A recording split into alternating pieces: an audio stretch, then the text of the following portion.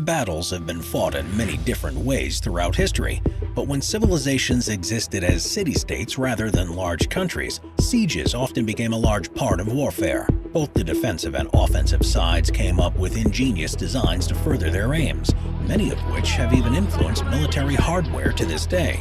Without further ado, it's time to breach those defenses and take a look at the 15 most powerful ancient siege weapons ever designed.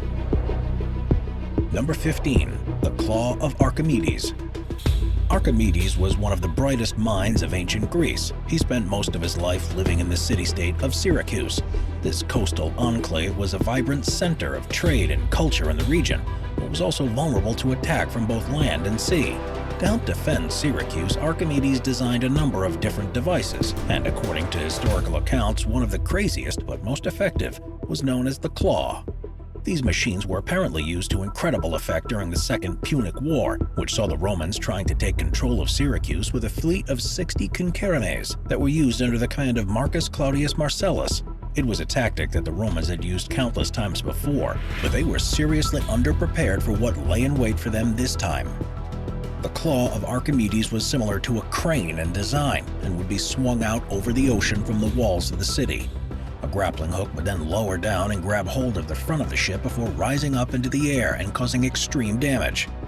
During the Second Punic War, ships were apparently dropped onto others, and the vast majority of the fleet was destroyed, forcing the Romans to flee back home and seeing the end to their hostilities against Syracuse. Number 14. The Onager. The onager was what we commonly refer to as a catapult, and was a particularly effective design that was used by the Romans for hundreds of years. The first record of its use dates back to the year 353 AD, and was credited with bringing a number of city sieges to a quick conclusion. Made up of a rigid frame mounted on wheels, a vertical piece of wood that was held in place by a bundle of rope, had a bucket at one end in which the projectile could be placed. Once this was loaded, the arm was forced down into a horizontal position, and as soon as it was released, the tension of the ropes wrapped around it forced it back into an upright position. This launched the projectile forward with astonishing accuracy and became a crucial part of the Roman military's arsenal. Several attempts have been made to recreate the design in modern times, but without the knowledge of the Roman engineers, it's proved surprisingly difficult to effectively do so. Still, tests have shown that the onager could potentially have a range of up to 430 feet, meaning they could be installed well within the safety of the lines of friendly troops, and there would have been very little the enemy could have done to stop them. Number 13. Siege Towers. With huge walls built around defending cities, attacking forces had to develop clever machines to overcome these hurdles, and arguably the most effective was a siege tower. Normally built from wood in a rectangular shape and mounted on wheels so that it could be pushed into position, the siege tower was built nearby to the battleground to ensure that it was the same height as the walls it was attacking. With archers standing on top, it would be put up against the city's walls, and inside were a series of ladders that allowed troops to safely climb up. Before reaching a gangplank, they would be lowered over the enemy fortification. Once over the top, they could immediately start taking out the defending soldiers, while they made their way onto the main gate controls to open it so other troops could enter too. To prevent them from being set on fire, siege towers would normally have been covered in iron or animal skins, but these weren't exactly commonplace on a battlefield. The earliest known record of their use was in the 9th century BC by the Neo-Assyrian Empire. But because they took so much effort to build on site, they'd only ever be deployed when other methods, such as digging beneath the walls or using unprotected ladders to cross them, were unviable. Number 12. Ballista. The design of the ballista was delivered from earlier Greek projectile weaponry and was first used by the Greeks and the Romans around 400 BC. Built from wood, it had two levers that were connected with torsion springs which were made from twisted rope. Essentially, these were used to create a huge crossbow, and a projectile would be placed in a piece of rope that connected their ends and pulled back along a track. When released, the springs would pull the projectile up the track and launch it into the air towards the target. Virtually any type of projectile could be used with a ballista, although the most commonly used type was a long spear, which caused carnage when it smashed into enemy fortifications or troops. Once the Romans acquired the technology from the Greeks, they made a number of improvements, such as winches to make it far easier to use. Ballistas were apparently so precise in their aim that experienced operators could pick off specific enemy fighters with a projectile. The greater the distance it was launched, the less accurate it would become. According to writings from the time, the maximum range of one of these weapons was around 500 yards, and they were so effective that they were one of the main reasons the Romans were so easily able to take the territory across Gaul and Britain. Number 11. Battering Rams. The defensive walls and doors of cities were usually so large and thick that they were virtually impregnable, so attacking forces needed some heavy-duty machinery of their own to try to break through. This would often be in the form of a battering ram, but rather than the small portable ones used by law enforcement today, ancient siege battering rams were huge and powerful devices. Made of a large rectangular frame on wheels, the actual battering ram was suspended by ropes or chains from the structure that allowed it to be swung back and forth to build up momentum. When the area was clear, the entire machine would be pushed up as close as possible to a wall or door, and a team of operators were responsible for delivering repeated blows against the target.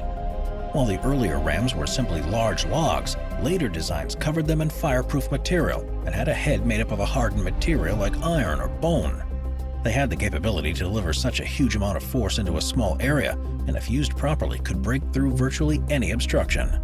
Battering rams were one of the earliest siege weapons to be designed and used, with records of their successful deployment dating back to about 900 BC. They were also so effective that they were responsible for the evolution of defensive wall design in an attempt to mitigate their threat in a potential conflict. Number 10. Trebuchet. Classified as a type of advanced catapult, trebuchets were used in warfare before the advent of gunpowder to deliver deadly projectiles against enemy fortifications and soldiers, and could cause extreme damage with each salvo. As designs improved over time, the most effective type was known as a counterweight trebuchet, and they first started being used in regions around the Mediterranean in the 12th century. Often regarded as being the most powerful weapon of the Middle Ages, they were made up of a large wooden frame on a huge log, up to 50 feet long. The shorter end of the log, which faces forwards, was attached to a series of weights, while the longer end had a rope attached to it, which was used to hold the projectile. Once the machine was aimed towards the target, the weight was released. This would pull the front end down, and due to levering forces, when the log reached its highest point, it would continue traveling in that direction until it struck. Virtually anything was used as a projectile, even things like animal carcasses or barrels of flaming liquid, but the most common type was a large boulder. Armies would often carry large pieces of rock from distant quarries, especially when going up against defensive walls, to ensure that projectiles didn't disintegrate on impact and would transfer the full force against the target. Number 9. Scorpion bombs. Quite often, particularly when battles take place in remote regions, troops are forced to use whatever local supplies that are at their disposal. In 2014, it was reported that Islamic State had used the principle to powerful effect when they began making projectiles from deadly scorpions. But it turns out this was far from the first time that this had been done. Almost 2,000 years ago, during the siege of the desert city of Hatra, which was around 50 miles to the southwest of Mosul, the residents resorted to every means they had at their disposal to repel an invasion by the Roman army. They filled earthenware pots with insects and scorpions and launched them over the walls so that they cracked open on the ground and the invaders. It wasn't just scorpions that they used, and you'd never quite know what would emerge from one of these bombs. Reports suggest other poisonous insects such as assassin bugs were included too, meaning that any Roman soldier unfortunate enough to be in the path of a pot like this would have likely found themselves in a swarm of biting and stinging insects. While it may not have been enough to actually kill anyone, it certainly would have been disruptive and extremely unpleasant, and it's said to be part of the reason why, on that occasion, the Roman forces had no choice but to give up on their hopes of taking control of the city. We're constantly adding more people to the Top 5's production team to bring you all the best content. Be sure to subscribe with notifications on and hit the like button. Number 8. The Springald. A Springald was a siege weapon used by forces in the Byzantine Empire and across Europe from the 11th century, and took the principles of the Ballista to create something more compact, more accurate, and much more deadly. Instead of using outward-facing arms to create the tension needed to propel the projectile forwards, Springalds used inward-facing arms, and so took up far less space than their predecessors. Even Leonardo da Vinci drew designs for his own type of Springald. While there's plenty of historical documentation detailing their use, no remains of these weapons have ever been found. To understand more about them, modern-day researchers have attempted to build their own to see quite how effective they are. and there are now 2 full-size versions that can be seen at the Royal Armouries Museum in Portsmouth, England, and the Trebuchet Park in Albarracin, Spain. Once completed, both of these devices worked as intended and proved that, despite being just 8 feet long, are able to launch bolts that weigh up to 5.3 pounds to a distance of 60 yards, and smaller projectiles of up to 3.5 pounds to a distance of 84 yards. They were mainly used against enemy infantry and had incredibly precise aim, but could also be used against defensive structures if enough of them were targeting the same exact point at the same time, when they would rain down blows and make quick work of walls. Number 7. Caltrops. When a battle takes place, it's a serious advantage to either side to be able to move freely around the battlefield, especially when laying siege to a city. So one of the simplest and most effective siege weapons to have ever been devised was designed to prevent enemy forces from being able to do just that. Known as a caltrop, it was made up of a series of spikes that are pieced together in a way that one is always facing up, and the others form a stable foundation against the ground so it stays in place.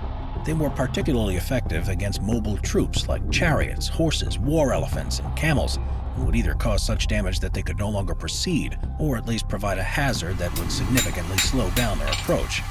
With a name meaning heel trap, they'd tear through the flesh of a human or animal feet, and they had the potential to disable a huge amount of troops if they were deployed properly. There are countless examples where caltrops were used throughout history, from as far back as the Greek or Roman times, and they're still even used today because they're just as effective against the rubber tires of vehicles. Number 6. Infiltrators. When armies were attacking fortified cities, their main focus would be to either somehow breach the walls or cut off supplies to slowly starve the people inside to death. The latter option could on occasion take many months or even years to succeed, and this led to the development of a third option, infiltrators. The most famous of these to have ever been written about was the Trojan horse, which was given as a peace offering to the people of Troy. Little did they know that enemy troops were hidden inside, and in the dead of night, they exited through a hatch, opened the city gates, and were finally able to take control. Whether or not this was a historical fact doesn't matter, because the inspiration of the story definitely came from true events. Troops found a number of different ways to get behind the enemy walls, such as pretending to be merchants, selling spices or much-needed weapons, and delivering large structures where few people could hide inside. They also found alternative entrances to the cities they were attacking, like through water sources or digging tunnels underneath the walls, all of which resulted in the same thing, the ability to fight from within and let more invading troops in, which would inevitably lead to catching the defending forces by surprise. Number 5. Flamethrower. The Boeotian flamethrower was a deadly device created for use during sieges.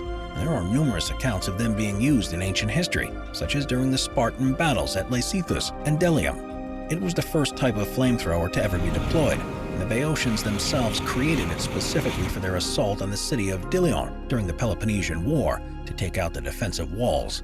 The main design was fairly simple. It was made up of an iron beam that was scooped out so it was hollow, with a bellow at one end where the operator would stand, and a cauldron hanging from chains at the other. A small bent pipe led from the end of the beam into the cauldron, and inside the cauldron there would be a large amount of lit coals, sulfur, and tar. By using the bellows, air would be forced through and would create huge flames from the cauldron, which would make light work of wooden walls and any soldiers that stood behind them. Even the advent of stone walls wasn't enough to make these flamethrowers ineffective, because while they couldn't fully breach them, the intense heat would create cracks and weak points that could then be exploited by adding vinegar, urine, or other corrosive substances. Number 4. Mangonel. A mangonel was a siege weapon that was used to hurl projectiles at the enemy, and was, for all intents and purposes, an early form of trebuchet. It took the same basic design, whereby there was a large wooden frame in which a long pole was secured on top of, with the shorter end facing the target and the longer end facing away. On the longer end, a rope with a hook would be loaded with a projectile, and the shorter end was connected to a rope that passed through a series of pulleys. Operators would tug the rope as hard as they could, and this would pull the end of the pole down towards them, which in turn would propel the end holding the projectile up into the air. It was then launched towards the target and caused a huge amount of damage on impact. Again, virtually any type of material was used as the projectile, from animal or human carcasses to mounds of rocks or large boulders, which allowed the mangonel to be adapted depending on its intended target. The use of the rope and pulley system meant that it wasn't as accurate as a counterweighted trebuchet, and it all required a well-trained crew to use it to its best effect. Those not so familiar with how the weapon worked risked missing the target altogether, or even worse. There were some accounts of mangonels being used in battle where the projectile was released directly into the people operating the ropes, with devastating consequences. Number 3. Circumvallation. Ancient cities had huge wooden or stone walls around them, so those inside could keep tight control over who was able to enter or leave, and it was these that provided the bulk of the defense against attacking forces. When the walls proved too difficult to overcome, one of the only options left was cutting the city off from the outside world, and while this wasn't often done by creating a circle of troops around it, there was a more permanent option, something known as circumvallation. This is the process by which an attacking force builds their own wall around the city they're trying to take, and this grants several benefits. First, it was a physical barrier to supplies entering the city, and to prevent anyone from escaping. Then the second advantage was that it provided protection for the attacking troops against any defensive weaponry being used by those inside of the city. The line of circumvallation, which could also have been a series of trenches or encampments, also provided armies with the ideal place to launch any attacks from, as they'd be able to prepare themselves without the defenders being able to see what they were doing. The first written documentation of circumvallation being used comes from 429 BC, when it was a technique employed by the Spartans during the Peloponnesian War. Julius Caesar also reportedly used it several times against strongholds in Gaul, specifically against the city of Alesia, and the principles of circumvallation could also be seen as recently as the Second World War during the Siege of Stalingrad, where the Soviets were able to fully encircle the city and starve the German troops who were stationed inside. Number 2. Archimedes Heat Ray. Archimedes was far from done with the invention of the giant claw that could lift boats from the sea, and also provided his home city of Syracuse with some of its most legendary of all ancient siege weapons, a heat ray. It's somewhat of a controversial device in the eyes of history, because despite a number of attempts to recreate the technology, it's still to be proven whether it's actually possible or not. But writings from the time tell of the weapon's devastating effect in great detail, and many historians believe it's likely that it was a real thing. By placing a series of mirrors around the walls of the city, it became possible to focus sunlight to create a beam of heat, and this was directed by the final mirror to any target within its range. According to reports from the time, this was used to great effect against a fleet of attacking Roman ships, which set fire almost instantly, leaving the sailors and troops no option but try to turn back or jump into the water to escape the flames. Since the hulls of the ships at the time were made of wood and the sails were made from cloth, they would have at least been susceptible to being set on fire. Add to this the fact that the tar was also used to help make them waterproof, and it's completely feasible that this weapon could have worked. Number 1. Bioweapons. International laws on warfare explicitly prevent nations from developing bioweapons in the modern age, but there were no such agreements in ancient times, and when the opportunity arose, attackers or defenders didn't think twice about using deadly substances against each other. Probably the most famous example of this happened in 1345 during the Siege of Kaffa. The city had managed to repel an invasion by the Mongols a few years earlier, but when their enemy returned, they brought something no wall or shield could protect against: the Black Death. The plague had run rampant throughout Central Asia since 1331, and when the Mongol troops set up camp around the city to begin a new siege, even they weren't able to escape the inevitable death that followed. Thousands of troops caught in the plague as it passed around, and they began to develop fevers, swollen lumps, and dark marks all over their bodies. They started dying in large numbers. Many of the Mongols wanted to retreat for fear of catching it themselves, but their leaders had other ideas. Instead, they took the bodies of their fallen comrades and launched them over the walls of the city, which soon caused the residents of Kaffa to start contracting the disease too. Despite coming to a peaceful resolution soon after, the plague had already taken hold. Those who survived in Kaffa fled the city, and after arriving in other regions across Europe, found that the plague had followed them. Not only had the Mongols inflicted it upon their enemies, but this act was partly responsible for the Black Death spreading through a whole new continent and led to the deaths of tens of millions of people. Watch our Machines playlist for more top 15 videos about awesome machines. Sit back, relax, and binge watch all of our best machine videos.